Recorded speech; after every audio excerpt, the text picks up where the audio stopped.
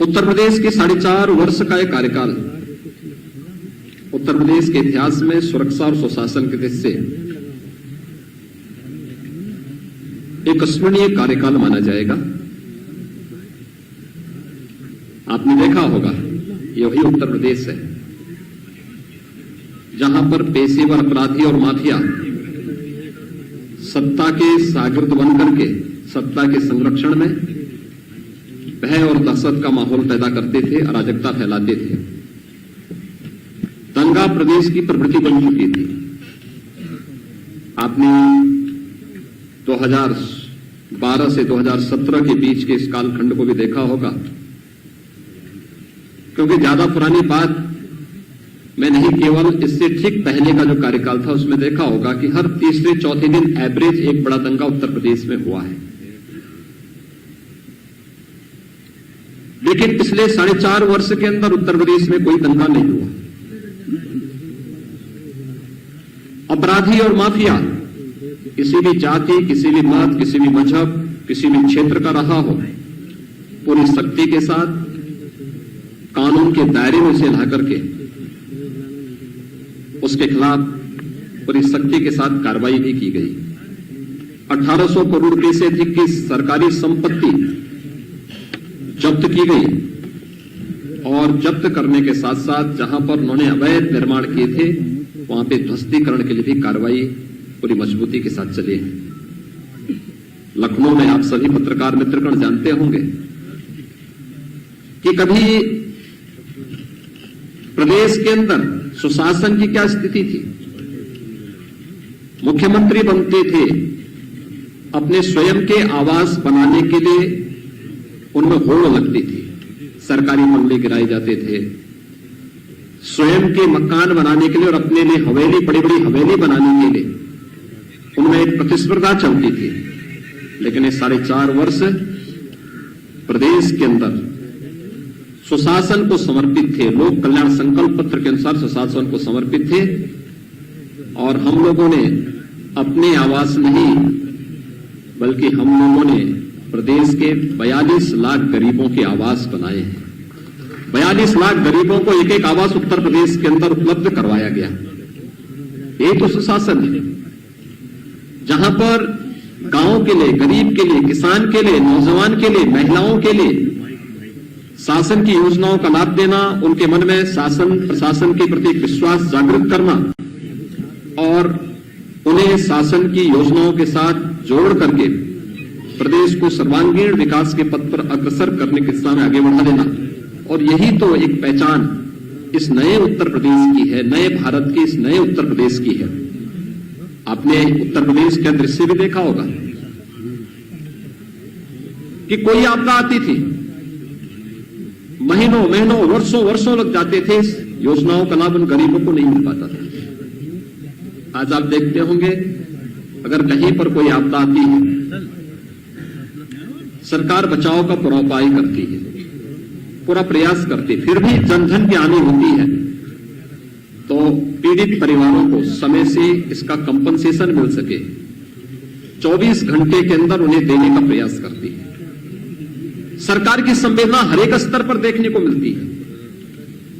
DBT के माध्यम से पिछले 4.5 वर्ष के अंदर हमारी सरकार ने 5 लाख करोड़ रुपए से अधिक की धनराशि प्रदेश के नौजवानों के पास, प्रदेश के गरीबों के पास, प्रदेश के महिलाओं के पास, प्रदेश के किसानों के पास देने का कार्य किया। प्रदेश के अंदर पारदर्शी भर्ती की प्रक्रिया को आगे बढ़ाया। 4.5 लाख नौजवानों को प्रदेश के अंदर सरकारी नौकरी दी गई।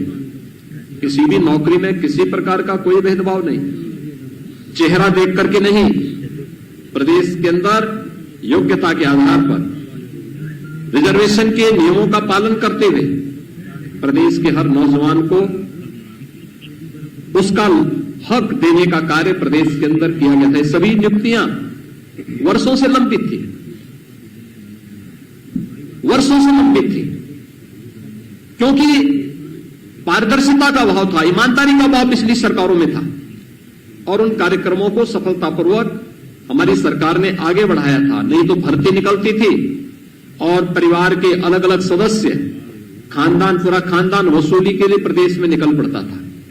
4.5 वर्ष के अंदर आपने देखा होगा, एक भी भर्ती में कहीं कोई दलाली नहीं, कहीं किसी प्रकार का कोई लेन देन नहीं, पूरी ईमानदारी, पूरी पारदर्शिता के साथ जब कार्यक्रम हुआ तो माननीय न्यायालय को भी किसी भी भर्ती में स्थगन आदेश नहीं देना पड़ा और पूरी पारदर्शिता के साथ 4.5 लाख नौजवानों को नौकरी दी गई।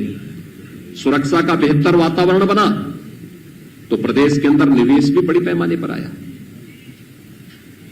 2018 का आप लोगों ने प्रदेश का पहला इन्वेस्टर समिट देखा होगा।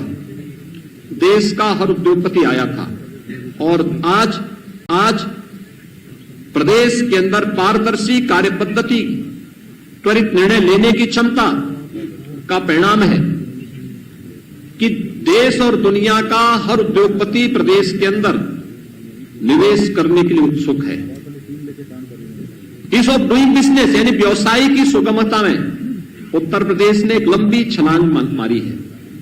जिस उत्तर प्रदेश में 2015-16 में ईज ऑफ डूइंग बिजनेस में 14वें स्थान पर था, वही उत्तर प्रदेश आज यानी 14वें स्थान का मतलब अगर देश और दुनिया का कोई निवेशक निवेश करने का इच्छुक होगा तो देखता था कि क्या स्थिति है राज्यों की और फिर अपने अनुकूल वहां ईज ऑफ डूइंग बिजनेस में जिन राज्यों की अच्छी रैंकिंग होती थी वहां पर वह निवेश के लिए जाता था। उत्तर प्रदेश 14वें स्थान पर था, यानी हमारी कहीं गिनती नहीं थी। और आज मुझे बताते हुए प्रसन्नता है, Uttar Pradesh ease of doing business में देश के अंदर नंबर 2 स्थान पर है। 3 लाख करोड़ रुपए से अधिक का निवेश उत्तर प्रदेश में हम लोगों ने कराया। और कोरोना कालखंड में तो आपने देखा होगा, देश की पहली डिस्प्ले यूनिट उत्तर प्रदेश में स्थापित हुई और वह निवेश भी हमारे यहां कहां से आया था? चीन से आया था। चीन से निवेश भारत में और भारत में उत्तर प्रदेश में हो, ये उत्तर प्रदेश के लिए एक उपलब्धि थी। और इस प्रकार के तमाम निवेश उत्तर प्रदेश में हुए। निवेश केवल हमारे लिए निवेश तक सीमित नहीं था, हमारे नौजवानों के लिए नौकरी और रोजगार का भी माध्यम था। और उसका परिणाम बड़े पैमाने पर 1,61,00,000 से अधिक नौजवानों को प्रदेश के अंदर ही नौकरी और रोजगार की संभावनाएं इस निवेश के, इस भारी भरकम निवेश के माध्यम से प्रदेश के अंदर उपलब्ध होते हुए दिखाई दे। इसका परिणाम था कि प्रदेश के अंदर जो प्रदेश की सरकार ने आदरणीय प्रधानमंत्री जी के मार्गदर्शन में जब 2017 में हम लोगों ने अपना लोक कल्याण संकल्प पत्र जारी किया था, तब हमने परंपरागत उद्यम को बढ़ावा देने के लिए भी घोषणा की थी और राज्य सरकार ने उसे एक इवेंट बनाया था, 1 डिस्ट्रिक्ट 1 प्रोडक्ट के रूप में। आज आप देख रहे होंगे सूक्ष्म लघु मध्यम उद्यम जो उत्तर प्रदेश के अंदर एक समय में मृत प्राय सा हो गया था, आज वह उत्तर प्रदेश के अंदर 1,21,000 करोड़ रुपए का प्रतिवर्ष एक्सपोर्ट कर रहा है और उत्तर प्रदेश एक्सपोर्ट के एक नए हब के रूप में देश के सामने विकसित हुआ है। उत्तर प्रदेश में परंपरागत कारीगर और हस्तशिल्पियों को प्रोत्साहित करने के लिए विश्वकर्मा श्रम सम्मान के माध्यम से भी स्वतः रोजगार की ढेर सारी संभावनाएं बढ़ी। उनके प्रशिक्षण, उन्हें टूल किट उपलब्ध कराना और व्यवस्थित रूप से उन्हें अपने आत्मनिर्भर भारत के आदरणीय प्रधानमंत्री जी के लक्ष्य को प्राप्त करने के लिए प्रेरित करना, विश्वकर्मा श्रम सम्मान इस दिशा में बेहतरीन रूप से कार्य कर रहा है। तो सुरक्षा का जो एक बेहतरीन वातावरण प्रदेश के अंदर तैयार हुआ, आज वो आप सबके सामने है कि वह निवेश की संभावनाओं को ही बढ़ाया है। वो प्रदेश के अंदर चाहे वह बहन और बेटियों की सुरक्षा से जुड़ा हुआ मामला रहा हो, प्रदेश के उद्यमियों के सामने, प्रदेश के व्यापारियों के सामने, प्रदेश की आम नागरिकों के सामने सुरक्षा का एक बेहतर वातावरण प्रदेश सरकार ने जहां स्थापित किया, वहीं सुशासन के लक्ष्यों को प्राप्त करने में भी प्रदेश सरकार ने इस दौरान सफलता प्राप्ति की। खासतौर पर नौजवानों के लिए नौकरी का मुद्दा हो या फिर प्रशासन में ट्रांसफर और पोस्टिंग का मामला है। 2017 के पहले ट्रांसफर और पोस्टिंग एक उद्योग हो चुका था, इसकी भी बोली लगती थी, इसके नाम पर भी हर एक पोस्ट बिकता था। लेकिन पिछले 4.5 वर्ष के अंदर कोई भी व्यक्ति आरोप नहीं लगा सकता कि किसी भी विभाग में ट्रांसफर पोस्टिंग में कोई लेन देन हुआ है, प्रशासन में स्थिरता दी गई। 2017 के पहले आप देखेंगे अधिकारी वे कमिश्नरी स्तर पर हो, जोन स्तर पर हो, रेंज स्तर पर हो, जनपद स्तर पर हो, तहसील स्तर पर हो, थाने स्तर पर हो, हर महीने 2 महीने में ताश के पत्तों की तरह फेंटे जाते थे। लेकिन 4.5 वर्ष के अंदर आपने देखा होगा प्रशासनिक स्थिरता हर एक स्तर पर, उस स्थिरता ने एक स्थायित्व दिया और उस स्थायित्व ने लोगों में कार्य करने की गति दी, लोगों का विकास के प्रति रुझान बढ़ाया, टीम वर्क से कार्य का परिणाम सामने आया। और देखते ही देखते जिस उत्तर प्रदेश के बारे में प्रधानमंत्री जी ने कहा था कि उत्तर प्रदेश को 2017 के पहले क्या समझा जाता था कि देश के विकास को अवरुद्ध करने वाला प्रदेश, क्योंकि किसी भी योजना में आगे नहीं था, हर एक योजना में पीछे, किसी में 17वें स्थान पर, किसी में 23वें स्थान पर, किसी में 27वें स्थान पर। और आज मुझे बताते हुए प्रसन्नता है कि देश के अंदर भारत सरकार के द्वारा संचालित 44 योजनाओं में उत्तर प्रदेश नंबर 1 पर चल रहा है। प्रधानमंत्री आवास योजना 42 लाख गरीबों, 2 करोड़ 61 लाख गरीबों को एक शौचालय उपलब्ध कराए गए, 1 करोड़ 38 लाख गरीबों को विद्युत के निःशुल्क कनेक्शन उपलब्ध कराए गए, 1 करोड़ 56 लाख से अधिक गरीबों को उज्ज्वला योजना में रसोई गैस के निःशुल्क कनेक्शन उपलब्ध हुए, 6 करोड़ से अधिक लोगों को आयुष्मान भारत के अंतर्गत 5 लाख रुपए की सुरक्षा बीमा का कवर दिया गया, 3 करोड़ प्रवासी और निवासी श्रमिकों को 2 लाख रुपए की सामाजिक सुरक्षा की गारंटी दी गई, 2 करोड़ 53 लाख किसानों को प्रधानमंत्री किसान सम्मान निधि से जोड़ा गया, 15 करोड़ प्रदेश के नागरिकों को कोरोना के पहले और दूसरे वेव में, पहले वेव में 8 महीने अप्रैल 2020 से लेकर के नवंबर 2020 तक और दूसरे चरण दूसरे वेव में मई 2021 से और ये निरंतर नवंबर 2021 तक मिलेगा। 15 करोड़ लोगों को निःशुल्क राशन की सुविधा का लाभ प्रदेश की सरकार, भारत सरकार के सहयोग से उपलब्ध करवाने का कार्य की है या कर रही है। यह तब संभव हो पाया जब हमने तकनीक को अपनाया, प्रशासनिक स्थिरता दी, ट्रांसफर पोस्टिंग में किसी भी प्रकार के लेन देन को दूर करते हुए पूरी ईमानदारी के साथ, पूरी प्रतिबद्धता के साथ इस कार्यक्रम को आगे बढ़ाने का कार्य किया। आज उसका परिणाम है कि हर एक क्षेत्र में उत्तर प्रदेश आगे बढ़ता हुआ दिखाई दे रहा है। तकनीक की स्थिति प्रदेश के अंदर 2005-6 में भी आपने देखा होगा खाद्यान्न घोटाला हुआ था, उसकी सीबीआई जांच अभी भी प्रचलित है। लगातार हम लोग जब 2017 में आए थे, मुझे याद है दिसंबर 2016 में और जनवरी 2017 में आने के पहले, भारतीय जनता पार्टी नेतृत्व की प्रदेश की सरकार के आने के पहले प्रदेश के अंदर भूख से मौतें हो रही थी।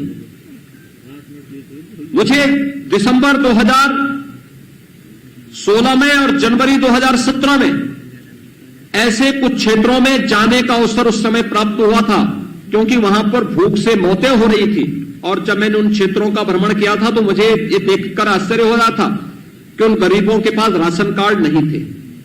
2017 में जब हमारी सरकार मार्च में आई थी तो मैंने सबसे पहले जांच का आदेश दिया कि भाई सभी राशन कार्डों का सत्यापन हो जाए।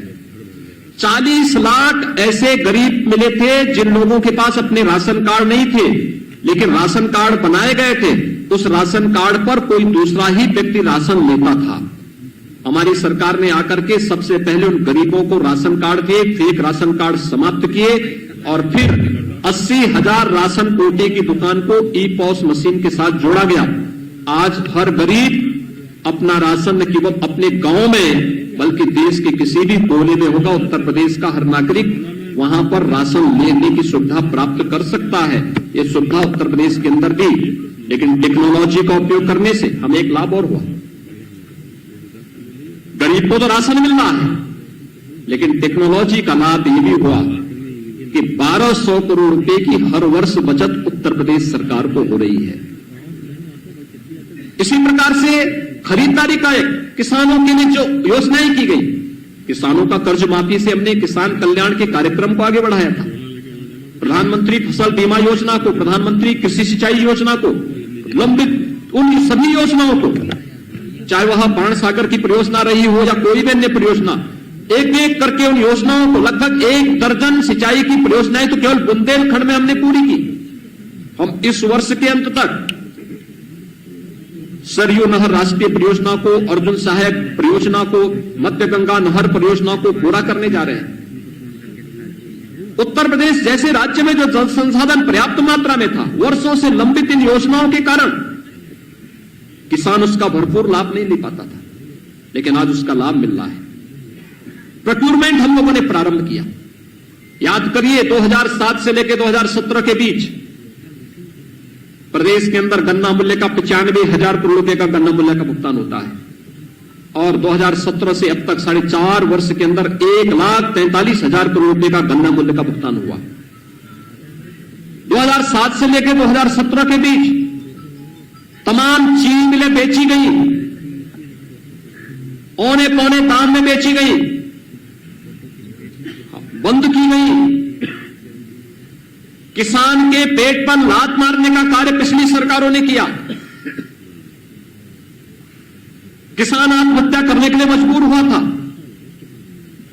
हमारी सरकार ने बंद चीनी मिलों को चलाने का काम किया, नई चीनी मिलें लगवाने का कार्य किया, गन्ना किसानों को समय पे गन्ना मूल्य का भुगतान हो इसके लिए कार्य किया, और हमारी सरकार ने यह भी सुनिश्चित किया कि कोरोना कालखंड में जब देश के तमाम राज्यों की आधी चीनी मिलें बंद हो गई थी, कोरोना का सफलतापूर्वक मुकाबला करते हुए भी सभी चीनी मिलों को चलाने का कार्य किया गया।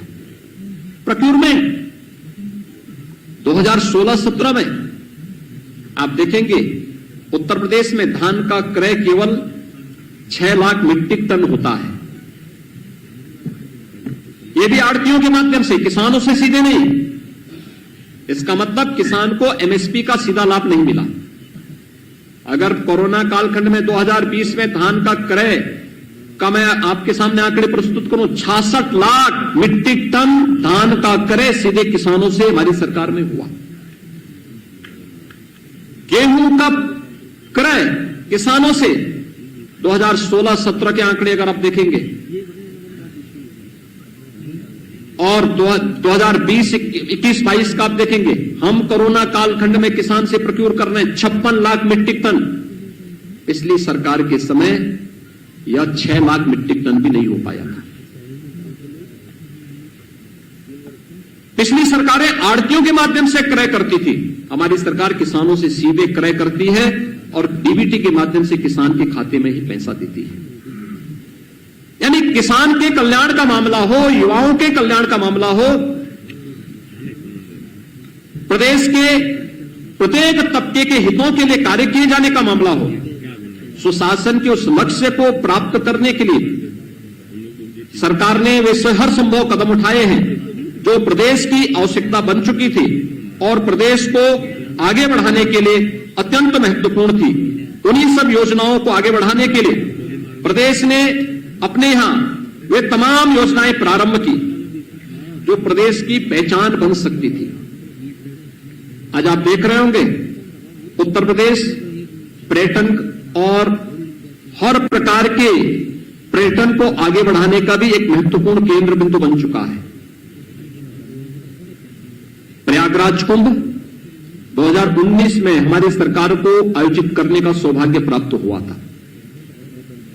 कुंभ की हजारों वर्षों की विरासत है, लेकिन कुंभ का आयोजन सुरक्षा, स्वच्छता और सुव्यवस्था का एक नया मानक प्रस्तुत करते हुए अंतर्राष्ट्रीय क्षितिज पे प्रस्तुत हो सके, सबके सामने अद्भुत पहल थी।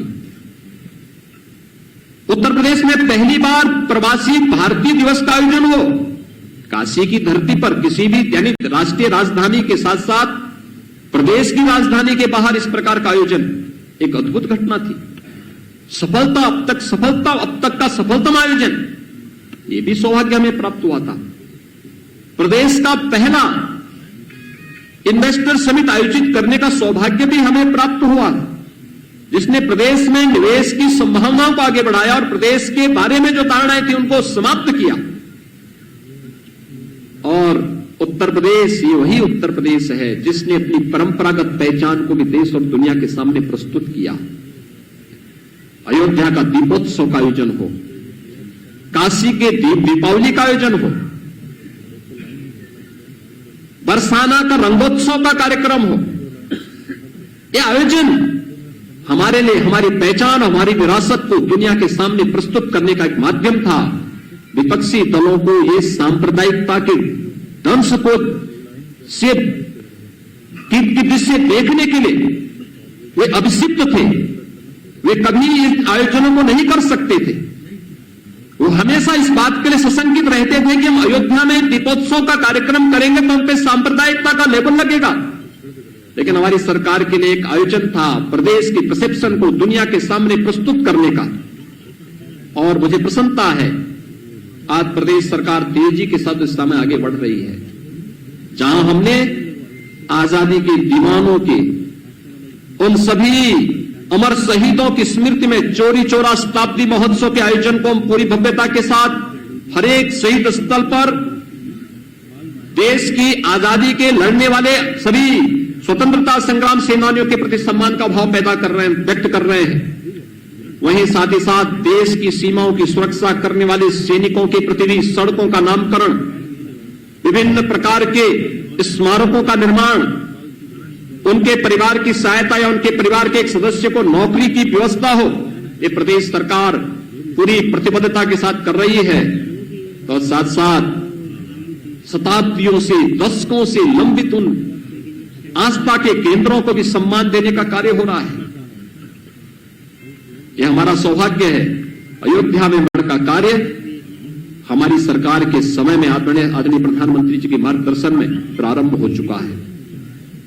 लोग हम पे आरोप लगाते थे कि आप लोग हमेशा बोलते हैं कि रामलला हम आएंगे, मंदिर वहीं बनाएंगे।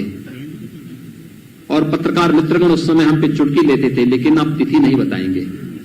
हमने कहा तिथि भी बताएंगे। और 5 अगस्त 2020 को प्रधानमंत्री जी के कर कमलों में अयोध्या में राम मंदिर के निर्माण कार्य का भव्य शुभारंभ भी हो चुका है। वहां की प्रगति आप देख रहे होंगे। काशी विश्वनाथ धाम, चित्रकूट धाम, विंध्यवासिनी धाम, ब्रज क्षेत्र के विकास की जो एक नई तस्वीर सामने आ रही है। नेमिस, सुखतीर्थ, बौद्ध पर्यटन स्थलों के विकास की योजना, या फिर प्रदेश के अंदर मुख्यमंत्री पर्यटन संवर्धन योजना के अंतर्गत हर विधानसभा क्षेत्र के पर्यटन केंद्रों के, आस्था के केंद्रों के विकास की एक व्यवस्थित योजना को आगे बढ़ाने का कार्यक्रम। यह आस्था का सम्मान है और आस्था के सम्मान को आगे बढ़ाते हुए पूरी प्रतिबद्धता के साथ न केवल उत्तर प्रदेश वासियों का बल्कि देश और दुनिया के उन सभी लोगों को जो उत्तर प्रदेश को देश का हृदय स्थल के रूप में एक सम्मान का भाव रखते हैं, उन सबको भी सम्मान देने का कार्य हमारी सरकार ने किया है।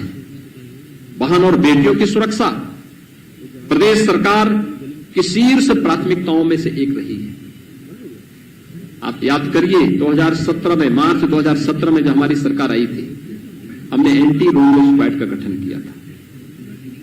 हम लोगों ने, प्रदेश सरकार ने पहले दिन से इस बारे में कहा था अपराध और अपराधियों के प्रति जीरो टॉलरेंस की नीति से कार्य करेंगे। मुझे प्रसन्नता है, मिशन शक्ति के 3rd फेज का कार्यक्रम वर्तमान में चल रहा है। आज आपने देखा होगा पहले चरण में एक व्यवस्थित जागरण का कार्यक्रम, एंटी रोमियो स्क्वाड के माध्यम से हर बेटी और हर बहन को सुरक्षा की गारंटी देने का कार्य किया गया। सेकेंड फेज में हर थाने में एक महिला बूथ का गठन किया गया, पिंक बूथ का गठन किया गया। एक महिला पुलिस अधिकारी वहां पर रहकर के उनकी समस्याओं का समाधान करेगी। तहसीलों में 350 तहसीलों में भी इस प्रकार की व्यवस्था दी गई।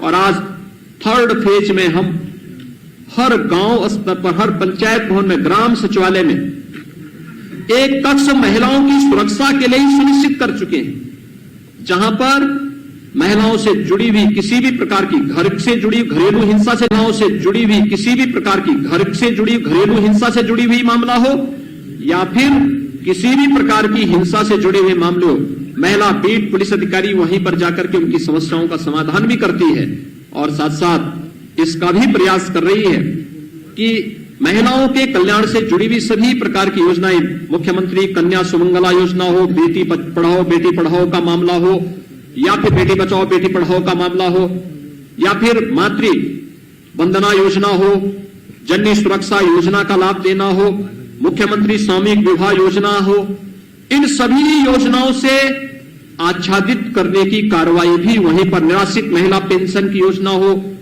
जहां पर कोई वृद्धावस्था पेंशन से जुड़े हैं तो उस पेंशन की योजना से जोड़ने के लिए भी वहां पर पूरी प्रतिबद्धता के साथ, पूरी ईमानदारी के साथ वहां पर महिला पुलिस बीट अधिकारी और हमारी फील्ड की जो टीम है वो वहां पर जनप्रतिनिधियों के मार्गदर्शन में पूरी ईमानदारी के साथ कार्य करती हुई दिखाई दे रही है और एक सुरक्षा का एक नया वातावरण वहां पर पैदा करने का प्रयास हुआ है। ये प्रदेश के बदलते हुए उत्तर प्रदेश की वो तस्वीर है जो देश और दुनिया के सामने हमारी एक नई छवि को लेकर के वहां पर पहुंचा है और आज उसी का परिणाम है कि उत्तर प्रदेश ने हर एक क्षेत्र में आगे बढ़कर के कार्य किया है, आगे बढ़ता हुआ दिखाई दिया है। हम उन स्थितियों में उत्तर प्रदेश के अंदर उसके परिणाम भी सामने मिले। हमें याद है 2016-17 में उत्तर प्रदेश देश की 6ठी अर्थव्यवस्था कहलाई जाती थी। हम लोगों को संकोच होता था, लोग कहते थे उत्तर प्रदेश के बारे में कि सबसे बड़ी आबादी का राज्य है, लेकिन अर्थव्यवस्था की बात होती थी तो हम 6ठी अर्थव्यवस्था के रूप में माने जाते थे। आज मुझे बताते हुए प्रसन्नता है, उत्तर प्रदेश देश की दूसरी अर्थव्यवस्था बन चुका है। इंफ्रास्ट्रक्चर के जो कार्य प्रदेश के अंदर प्रारंभ हुए, चाहे वह इंटर स्टेट कनेक्टिविटी 4 लेन से जोड़ने का, हर जिला मुख्यालय को 4 लेन से जोड़ने की कार्रवाई, तहसील मुख्यालयों को ब्लॉक मुख्यालयों को जोड़ने की जो कार्रवाई प्रारंभ हुई है, प्रदेश के वे क्षेत्र जो अपने को उपेक्षित महसूस करते थे, पूर्वांचल एक्सप्रेसवे के माध्यम से वहां की अर्थव्यवस्था को सुदृढ़ करने की कार्रवाई, बुंदेलखंड एक्सप्रेसवे के माध्यम से बुंदेलखंड क्षेत्र के समग्र विकास की कार्रवाई, गंगा एक्सप्रेसवे के माध्यम से पश्चिम उत्तर प्रदेश और पूर्वी उत्तर प्रदेश को जोड़ने की कार्रवाई, गोरखपुर लिंक एक्सप्रेसवे और बलिया लिंक एक्सप्रेसवे के माध्यम से वहां के विकास के कार्यक्रम को आगे बढ़ाने की कार्रवाई। प्रदेश के अंदर 2017 के पहले एक भी सिटी मेट्रो से नहीं जुड़ी थी। आज मुझे बताते हुए प्रसन्नता है, 4 सिटी में मेट्रो का सफलतापूर्वक संचालन हो रहा है। कानपुर और आगरा में मेट्रो युद्ध स्तर पर चल रहा है। हमारा प्रयास है कि नवंबर-दिसंबर तक हम कानपुर और आगरा में भी मेट्रो का सफलतापूर्वक संचालन कर सके।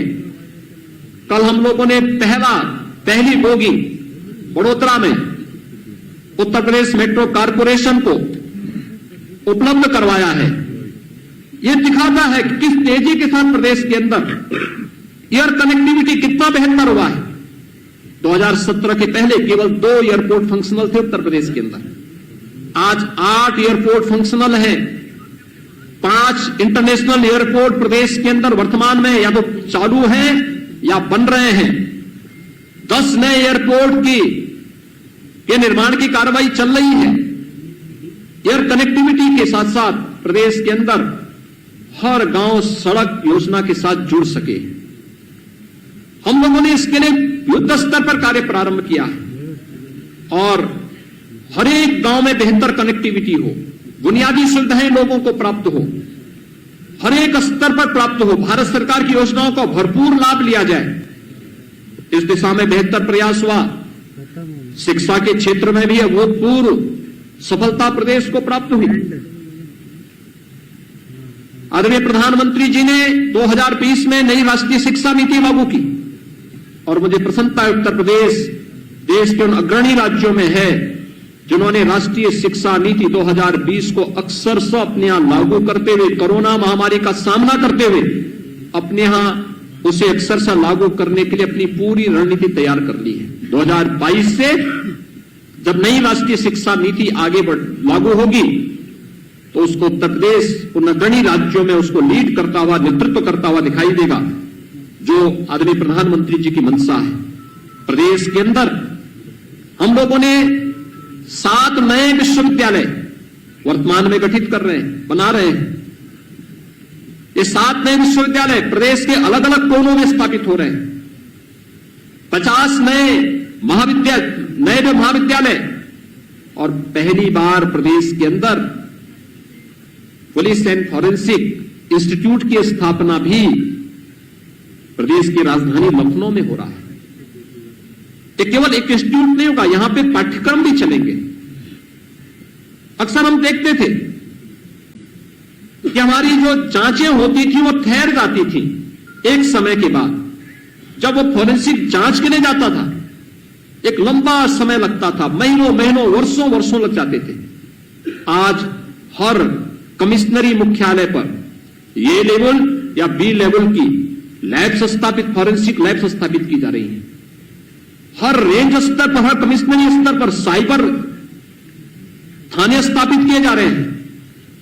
प्रदेश के अंदर एक बदली हुई तस्वीर प्रदेश के अंदर वर्तमान में देखने को मिल रही है और इसने प्रदेश के अंदर सुरक्षा और सुशासन का जो एक मॉडल दिया है, आज पूरा देश और पूरी दुनिया उत्तर प्रदेश के इस मॉडल को देखती है। और मुझे लगता है कोरोना कालखंड के दौरान जो कुछ देश और दुनिया के सामने आया है, आदरणीय प्रधानमंत्री जी का मार्गदर्शन था, उत्तर प्रदेश की हमारी पूरी सरकार, पूरा प्रशासनिक तंत्र, हर हेल्थ वर्कर्स, हर कोरोना वॉरियर्स, इसके साथ जब जुड़ा, जनता जनार्दन का इसके साथ जब सहयोग मिला, आज आप देख रहे होंगे कोरोना प्रबंधन का एक मॉडल उत्तर प्रदेश का देश में भी, दुनिया के अंदर भी सराहा जा रहा है। सबसे बड़ी आबादी का राज्य, सबसे कम पॉजिटिविटी, सबसे कम मृत्यु दर उत्तर प्रदेश के अंदर, सबसे कम मामले उत्तर प्रदेश के अंदर, लगभग नियंत्रण एकदम प्रभावी नियंत्रण है। सबसे अधिक टेस्ट उत्तर प्रदेश में, सबसे अधिक वैक्सीन देने वाला राज्य उत्तर प्रदेश। और कोरोना प्रबंधन कैसे होना है, हर एक गतिविधि हमारी प्रारंभ हो चुकी है। स्कूल कॉलेजेस प्रारंभ हो चुके हैं, आर्थिक गतिविधियां प्रारंभ हो चुकी हैं। औद्योगिक संस्थान हम लोगों ने सेकेंड वेव के दौरान तो कहीं कभी बंद ही नहीं किए। कोविड केयर सेंटर बना करके या कोविड हेल्प डेस्क बना करके हम लोगों ने वहां पर सावधानी और सतर्कता बरती। लेकिन हर एक व्यक्ति को हम सुरक्षा देंगे और सुरक्षा का कवच आज कोरोना वैक्सीन के रूप में प्रदेश के अंदर 9.5 करोड़ लोग लगभग प्राप्त कर चुके हैं। 7.5 करोड़ से अधिक लोगों का कोरोना टेस्ट भी संपन्न हो चुका है। यानी ये चीजें बताती हैं उत्तर प्रदेश एक नई दिशा की ओर चल रहा है। महिलाओं की सुरक्षा, उनके स्वावलंबन और उनके सम्मान के लिए उत्तर प्रदेश पुलिस में 30,000 महिला आरक्षियों की भर्ती।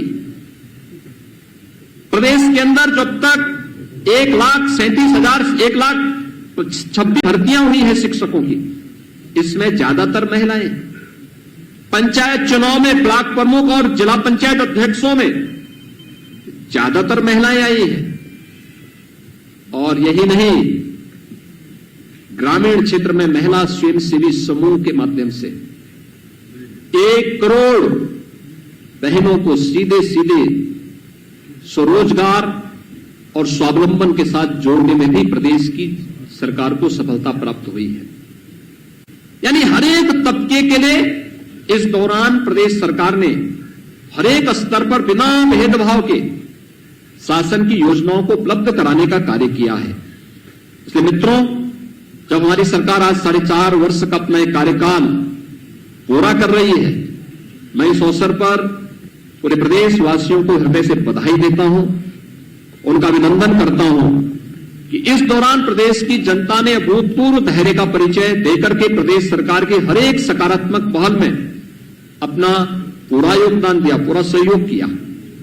और मित्रों, मैं आप सबको भी हृदय से धन्यवाद देता हूं कि आपने प्रदेश सरकार के हर एक सकारात्मक पहल को आम जन तक पहुंचाने में अपना योगदान किया है। हमारे दो महत्वपूर्ण माध्यम थे, एक संगठन और दूसरा मीडिया, जो आम जनमानस के बीच में सेतु का काम कर सकती थी और कर रही थी। चाहे वह सामान्य दिन हो या कोरोना कालखंड के वे दिन जब कोरोना प्रचंड स्तर पर प्रदेश के अंदर पीक पर था, उस दौरान भी, और एक एक योजना को आम जन तक पहुंचाने के लिए जो कार्य आप लोगों ने किया, मैं इसके लिए आप सबका भी हृदय से अभिनंदन करता हूं। एक बार फिर से अपनी पूरी टीम की ओर से आदरणीय प्रधानमंत्री जी का, अपने केंद्रीय नेतृत्व का आभार व्यक्त करते हुए प्रदेशवासियों को और आप सभी को उत्तर प्रदेश सरकार के सफलतापूर्वक 4.5 वर्ष के इस कार्यकाल के लिए हृदय से बधाई और शुभकामनाएं देता हूं।